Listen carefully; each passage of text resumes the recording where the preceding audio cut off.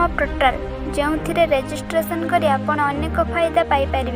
यह पोर्टाल सब वर्गर लोके निजर रेजिस्ट्रेशन करें। एथिपाई केवल आधार एवं बैंक डिटेल आवश्यक पड़ता है। सरकार द्वारा लॉन्च होता यह पोर्टाल रेजिस्ट्रेशन करी फायदा उठा जाए।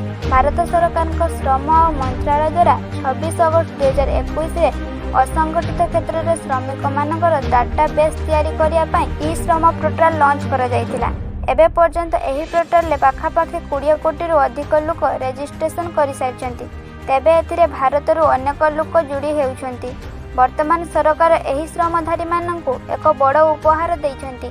ई श्रम कार्डधारी सरकार एक नुआ तालिका प्रकाश करछंती जोंथिरे हिताधारी मानक नाम प्रकाश करा जायछि। सरकार पक्षर 1000 टंका किस्ती श्रमिक मानक ट्रांसफर करा जायछि।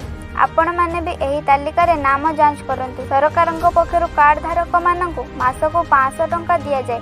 असंगठित कर्मचारी सरकार यही योजना आरंभ करथिले जोंथिरे 500 टंका देवा पई निष्पत्ति दिया जायतिला। यदि आपण उत्तर प्रदेश रो बांधिता तेबे आपण यही फायदा लाभ उठाई पारिबे। तालिका रे किपरि नाम जांच करिवे जानि नियंतु। तालिका रे नाम जांच करबाकू हेले सर्वप्रथम एयर ऑफिशियल साइट को जिबाकू पड़िबो। एठारे आपनको श्रमिक कार्ड उपरे क्लिक करबाकू पड़िबो। वर्तमान आपण एक नुआ साइट रे पहुँचे जोठारे आपनको आपणकर मोबाइल नंबर एंटर करबाकू हेबो। वर्तमान आपनको पंजीकृत मोबाइल नंबर को एंटर करबाकू पड़िबो। एबे आपनको ओटीपी सबमिट करबाकू पड़िबो एवं परे तालिका आपणको सामने रे आसी जिवो।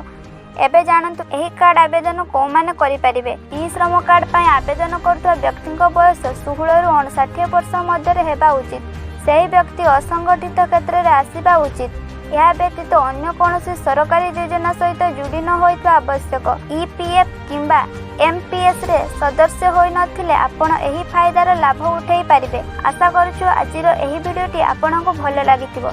यदि आपनको एही वीडियोटी भल लागिछि तेबे याहाकु लाइक शेयर और सब्सक्राइब करंतु। Bureau report rare Odisha.